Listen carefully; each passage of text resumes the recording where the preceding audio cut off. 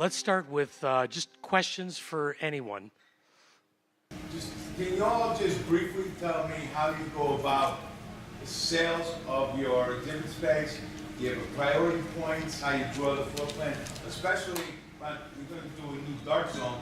Well, that doesn't follow normal old school logic. So. Yeah, that was kind of a guessing game because I had to do an analysis of how many companies do I actually think are going to use that space. They didn't tell, in the survey, we asked the question, are you in favor of a dark zone? And then the other question, do you want to be in a dark zone? And if you were, what size space would you want? But that's still only a guesstimate of what I'm going to get. For us, we're a membership-based organization. Our membership, we try not to do anything financially, like base-driven, so it's not how much money do you spend, it's not how big your booth is. We tend to do it by the level of membership in the association and how long you've been a member. So that's the way we try to play fair with everybody. It's hard because people will still, no matter what you do, they don't like being underneath somebody else even though they've been a member since 1960, whatever. John? We do our big booths first because obviously that dictates how much space is left. And big to us would be, I'd say, anything bigger than 40 by 40.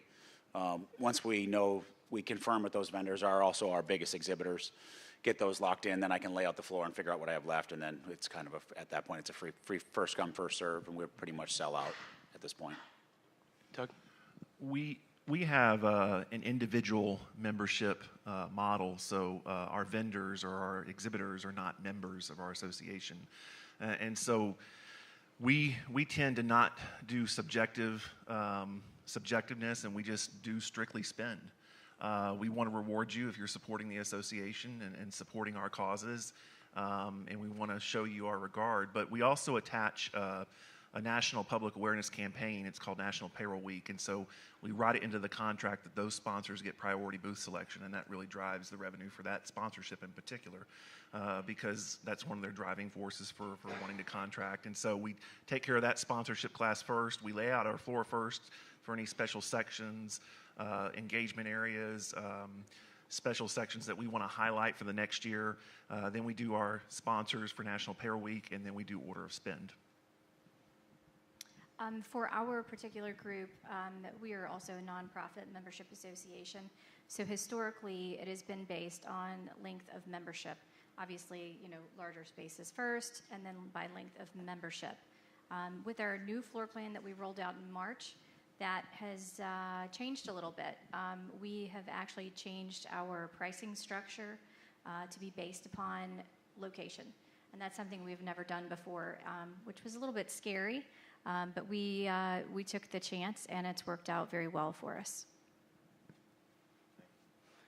Questions?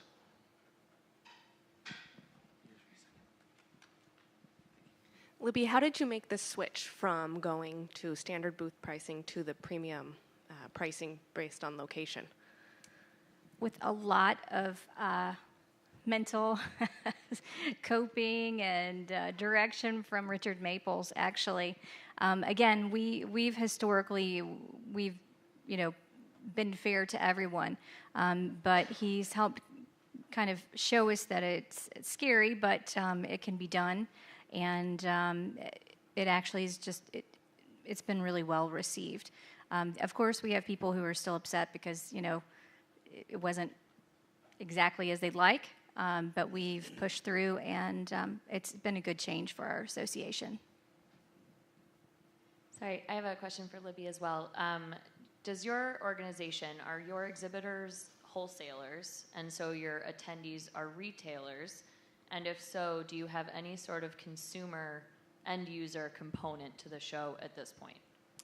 We are, our show is made up of wholesale manufacturers and independent retail jewelry store owners and staff. So really we have two different customers that we're trying to appeal to at the same time.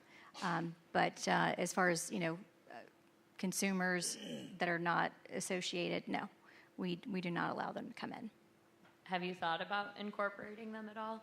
And I ask because I have a similar group that has an elder base, and they are going away. And so it's how do we get the younger audiences that aren't starting retail shops involved and still buying the product that the wholesalers are still creating?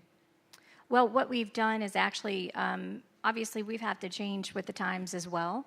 The retail independents, they're not fond of the change, but we have had to open our doors to previous, outside niches that we would not have normally considered. So, for instance, online retailers, that's a huge new, booming sect, and so we're welcoming those retailers as well.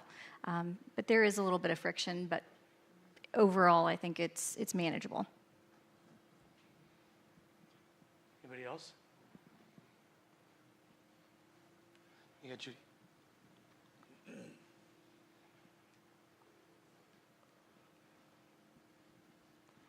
This is for Libby, actually. You'd mentioned earlier that you had a buyer incentive rewards program, and that also you had the reps basically pay for sounds like buyers to attend the show.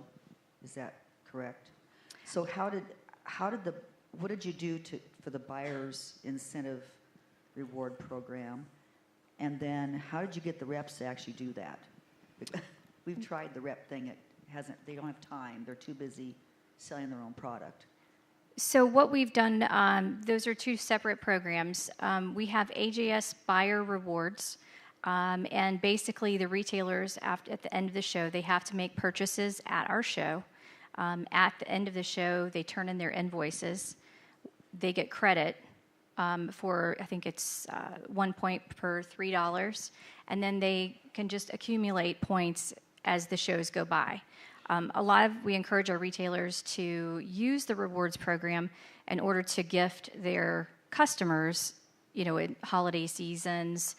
Some people take trips, and it has it's kind of a saving grace. We've been doing that for about, I believe, 12 or 13 years. It started out as the Delta Sky Miles program, and then it has morphed into an actual rewards program. The second part of that is the Rep Rewards program. Our group was founded by independent sales reps who needed a safe place to conduct business with the retailers. And so we have a large following of, our main membership consists of sales reps. And so we incentivize them to bring new retailers to our show by paying them $25 per recommendation. Obviously, they have to be qualified and they have to show up. And whoever brings the most amount of new retailers to the show will win $1,500. And it has worked very well for us. Anybody else?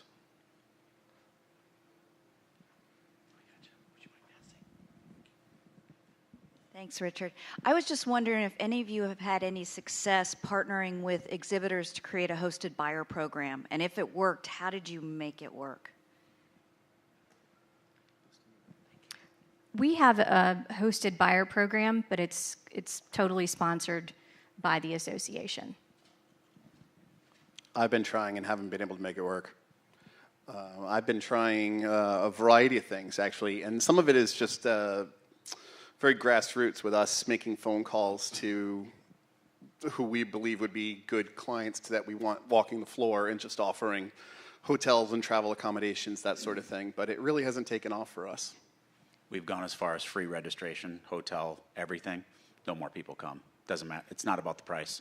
You'll have countless people tell you, hey, it's too expensive. That's not the real reason they're not coming.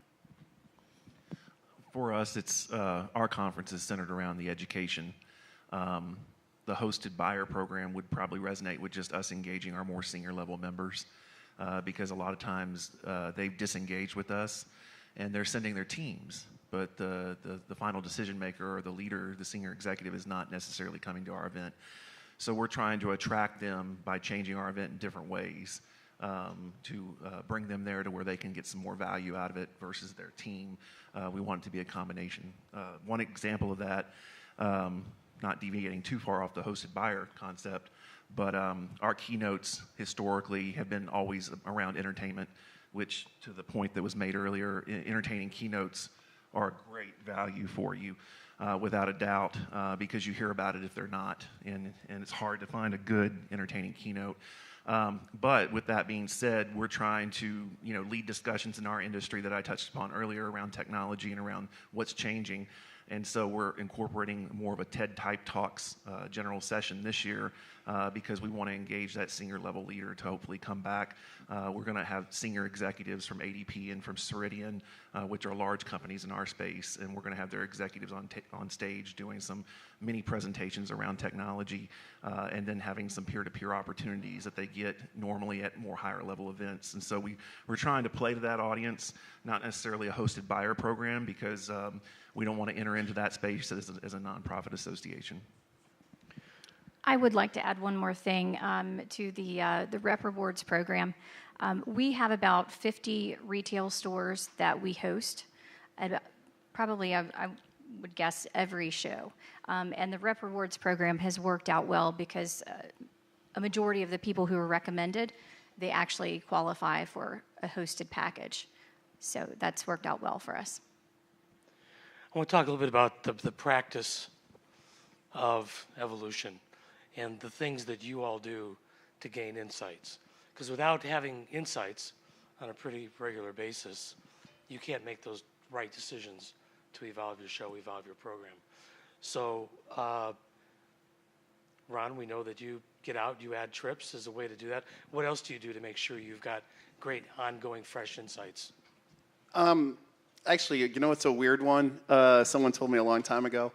Look to your airports and your train stations for inspiration for structures and designs. Believe it or not, they are experts at signage. They make some of the best looking stuff you'd ever see. So I am definitely one of those weird people that will be taking out my phone and taking pictures at other places. I also love going to other people's trade shows. Doesn't matter what industry. It's just cool to see what else other people are thinking about. And then I also find that in my group, it's not necessarily so much as I'm one of those ones. I'll every day I have a stack of paper next to me. I'm just always writing down new ideas. The hard part for me is selling other people on it. Committees and boards and people that I've got to get that believe that I'm going down the right path. I was just telling somebody earlier that I've got that outdoor stage, and I've been working on it for 14 months. And they just yesterday, the other day, said, "Oh, it's a pretty good idea. We should move forward with that." I'm like, yeah, "It is moving forward." And I'm like, but you got to kind of, that's for me. It's I find the politics part of it that I've got to work through. But I just look around your environment and stuff for inspiration. John, what do you do for insights and inspiration? A couple things. One, we have a field sales force, so we have the luck of being able to talk to them face-to-face in their retail locations for an attendee. And one big thing is people that have come once and then stopped coming, figure out what the reason was. That's probably the biggest, and just talking to them. On the vendor side, all of my team spends a lot of time talking to exhibitors and trying to figure out, hey, what's the right method? And we're in 4 different verticals, and the answers for each one is different. So we've changed to, instead of a one-size-fits-all, here's how you exhibit and here's what we do for you, it's 4 separate ones, and trying to continually adjust those because it is different in all 4 segments. Doug? I would echo what they said. I think it's a lot of listening. It's listening to our attendees and listening to our vendors. We'll do, the standard post-show surveys to both groups. We'll try to get as detailed, and we'll try to extract as much information as we can with that survey process. And then we'll look at that. And then a lot of times, like what was said, we have our industry vendors, which they're doing it themselves now. They're doing their own user conferences. Some of their user conferences are 5 times the size of our conference now. And so they've got some of the brightest and best minds in the business that are coming up with ideas and innovations for them. And so we'll look to them since they're some outstanding marketing teams, and we'll fish for ideas, and we'll have a mutual exchange of ideas. And so it's just understanding that we necessarily, coming from the association world, we can't have an inward-looking focus at what we're doing, even though it may be something we're comfortable with or something that may be efficient in terms of what we're used to. Listening to what the attendees are saying, listening to what our exhibitors are saying, and taking that feedback, and then trying, if we can, because this is what, again, our exhibitors are asking us for, is measurement. Is taking data from whatever steps we take or whatever we implement, and how are we measuring those key performance indicators? How are we measuring successful points that we can point to, right? So the next year we have something that we can point to as being measurable and assign a value to it that's justifiable. Now, Libby, you of course just went through a very deep dive discovery process, then a strategic realignment, and I know from talking with you that some surprises came up. So it turned out to be a very valuable process because there were things that you either didn't know or maybe there were some assumptions on, right? Yes, I think our assumptions were that we knew what the exhibitors needed, wanted, the attendees, and I think I heard someone mention this earlier. It's kind of cut and paste, show after show. But there becomes a point where you have to dig a little deeper and just make kind of the decision that you're going to try some new and different things, and it was a tough process for us, but it has proven to be really, it's worked out really well for us and very successful. It was worth the hard work. It definitely was worth the hard work, but it was a lot of work. I was going to say, Richard, I think with anything like what we are up here because we're doing, you got to look at it as like it's an investment. You can't be afraid to try these things.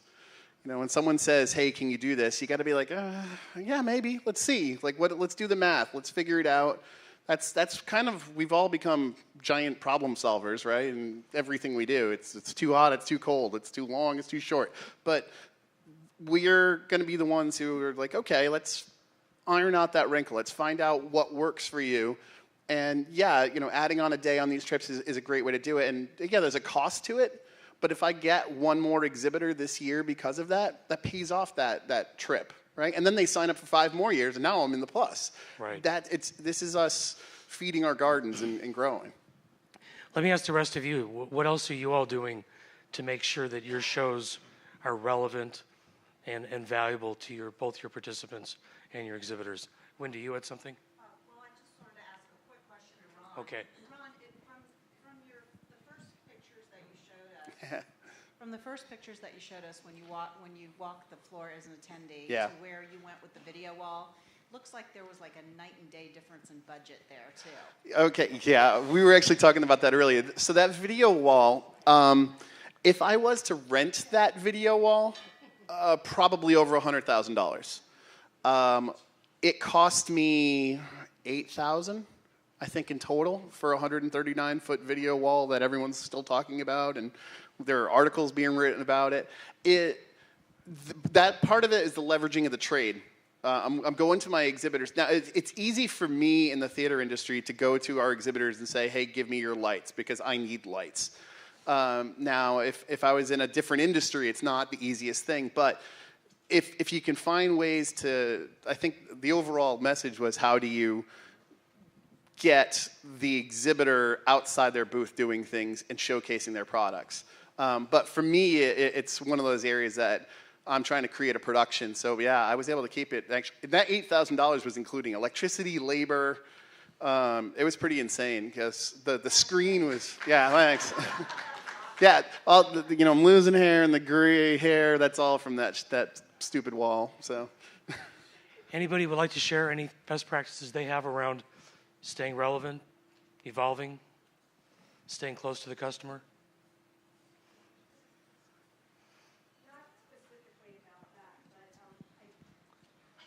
I just wanted to share something that we did that I haven't heard here yet. Is that we knew of an exhibitor that was actually going to get a brand new display. So they were really getting rid of their display that they had used for several years. And we were able to capitalize on that and use that for the association in building their display, bigger and better, and being able to look just as beautiful as the rest of the floor, because they really didn't have the money to do that. So that's something that was unique for us. Cool. Another topic that I'd like to talk about are show floors and making them more engaging, more experiential, building it so that it's something where people really want to do. It's a destination, and we can attract more people for longer and just make it a more relevant space. I know that we've worked with a few clients lately on floor plan redesign, and we've talked to them about making it much more participant-centric, in that rather than walking into the middle of Manhattan, you walk into something that's zoned, more appropriate for their interests. Some people are very open to it. Some people are like, oh no, we can't possibly even have that conversation because our exhibitors would freak.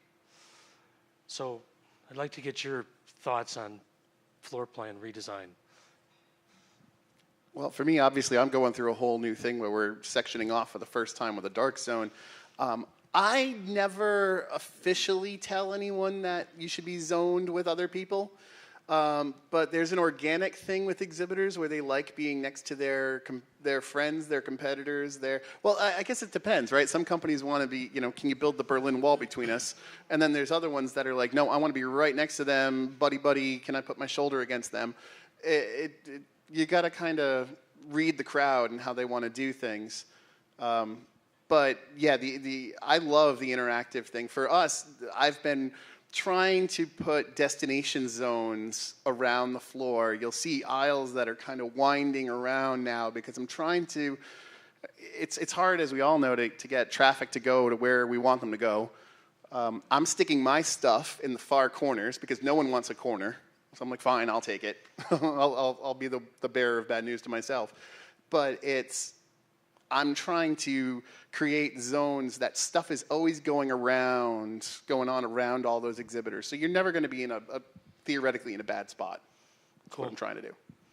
Yeah, I mean, we're fairly zoned based on the type of business that somebody's in, and then also for traffic management reasons. I mean, there's booths that we flat out know are going to be swamped, full of people. So we try and place those strategically to help booths in other areas that potentially could be slower. We don't sell specific space, so the way we lay out the floor is really up to us. And then, if a vendor's upset, when in doubt, do what I always do and blame the fire marshal. There you go. That's good, Doug. I think it relates just back to the uniqueness of your customer and who your audience is. I do see it, again, in conversations with our vendors that they're doing more of the end result is a qualitative analysis, not a quantitative, right? So they're going to be more happier in the end with the traffic that is the quality of standards that they're seeking, right? Versus, we got 5,000 people. If those 5,000 people aren't really qualified for them, they're not too happy. That's changed. It wasn't like that 10 years ago, right? 15 years ago, but it's getting more and more like that now. So from a zoning perspective, we do try to make it to where there's a flow to it, to where certain interests are highlighted in certain areas, like for instance, our global pavilion section. And we feel like that at least gets the right people over there, even though it may be small in number. It's qualitative versus quantitative. But I do see from another perspective, in the future, right, the beacon technology, I think Kevin had mentioned that, to where that user maybe is connected to a mobile device, and as they're going through the expo floor, they're getting messages or they're getting prompts or they're getting information about them to where it's going to lead them to that experience that's personalized for them. That's where I actually see it going in the future. I have a friend who does apps for all the IBM shows, and they're using Watson now to do all the predictive analytics. So they have all of your profile information, plus they capture what you're tweeting about, what sessions you're in, how long you're staying at a particular booth, and Watson then determines you might be interested in meeting with so-and-so or going to this particular booth. So that's where a lot of that's going. How many of you would love to evolve your show but feel constrained because of fear of exhibitors revolting? Show of hands, come on, more? Richard? I have a question, and listening to you guys talk made me think about a book by Malcolm Gladwell, The Tipping Point. And in the book, he theorizes about the social phenomenon of how little things can make the big difference, right? And so I'm a big fan of sweating the details on the little things. Now, I'm sure everybody in here would like to go out and put a $100,000 video wall, but each one of you have probably done something small that's made a difference, which would probably be a much greater takeaway when, and we won't leave depressed because we can't put a $100,000 video wall. So think about your shows and some of the things that you've done over the last couple of years. What are some small things that you've done that made a big difference? And it might have been that you knew it would, or you were surprised it would.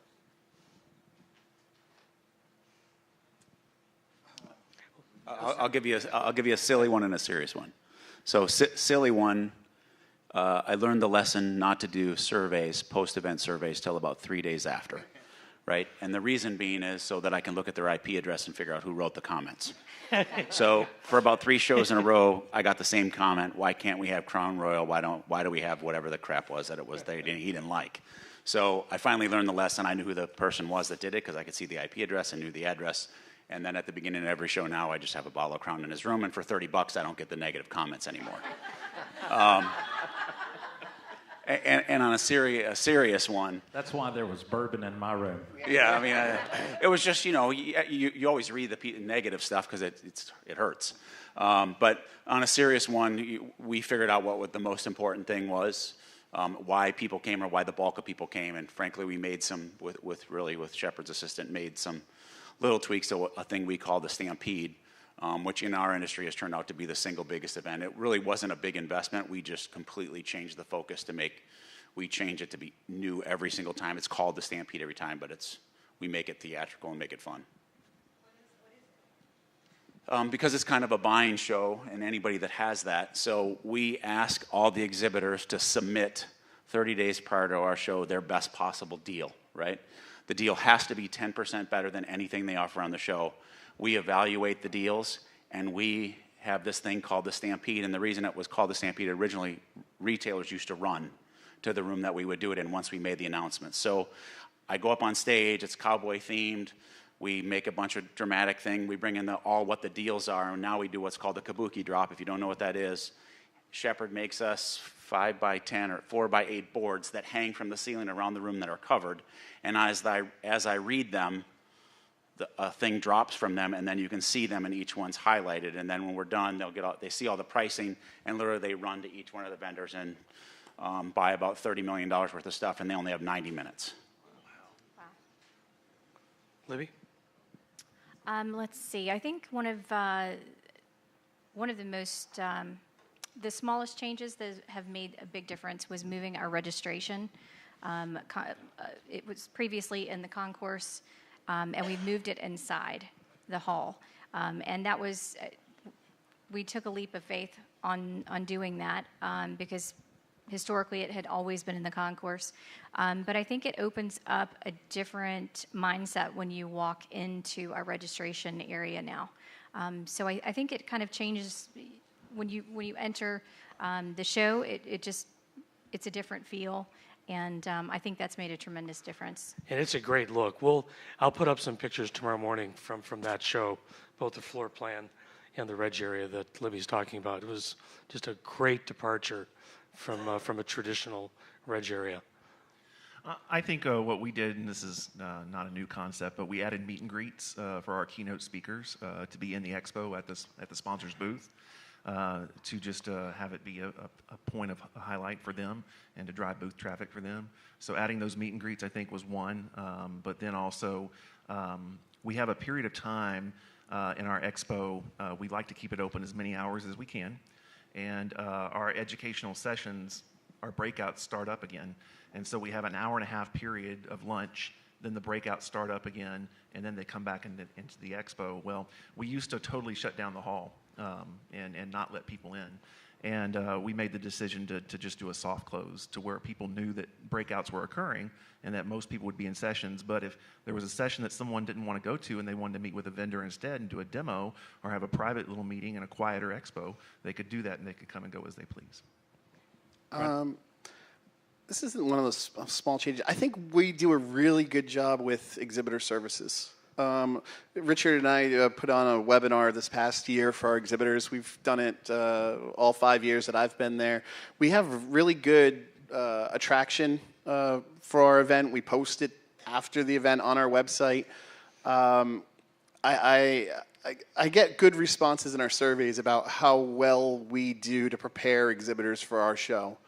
And I think part of that comes from being an exhibitor at other shows yourself and knowing what you want to get. And so I think I'm really proud of how we do that as a job, and little changes. You know, our exhibitor kit kind of trimmed down and cleaned up as much as you can. And we do a monthly exhibitor bulletin, and in the exhibitor bulletin, all of the forms are on the right side, so you can see them with the deadline. So essentially, once a month, the exhibitor kit comes to your inbox, which is kind of a nice touch. So actually, I had this year in our surveys post-show, the exhibitors say, I didn't even need to go to the kit this year because everything came to them. So they were like, oh, well, I just opened up the email, and there was my AV form. There was my EAC form. And so like little things like that, I think we do a really good job with. And doing the webinars with Ron, it's like he's hosting an online party for all of his friends. Yeah. It's just that familiar. So I've probably really drank with most of them. Yeah. Okay, everyone, it is time for let's do one last question. I just wanted to ask, is that an exhibitor education program? Yes, you could look at it that way. We've only done the one webinar a year. We do it in our events in March, so I do it right as the deadlines are starting to come up. It's about a 1 hour. I have Shepard, lead retrieval involved. Sometimes we'll also have A to Z, who's our floor management company, on the call, and we do just kind of go over what are your responsibilities as an exhibitor to do. You know, fill out your virtual booth. I'll fill one out for them, show them. I'll register some people for them and show them this is how you do it. We go through the kit. Here's where you can find all the forms. Here are the important questions about drayage and labor that you're not going to think of. So yeah, we do that, and then I'll take it and I post it right on the kit. On our exhibitor manual, I mean, obviously, I would assume everybody's not printing at this point, right? We're all digital. So on our exhibitor webpage, I have a news section or a notes section, and that goes right up on top as one of the newer things there. And do you educate them in trade shows in general? they could take anything that we say and use it as another event. There's not much that's. Yeah, we talk. It's about what to do in your booth. How do you create your own ROI? Don't sit there with your cell phone texting, that kind of thing. Well, we also get into, we use some of Sears data also to talk about what it is that the attendees are looking for while they're there, how do they like to engage, similar data to what Nancy did. So we use that as well to make sure that they have a good understanding of what participants need. We also, going back to my presentation, I did a LinkedIn thing. I made a video, just a short 2-minute video for our exhibitors on what it is and how to use it.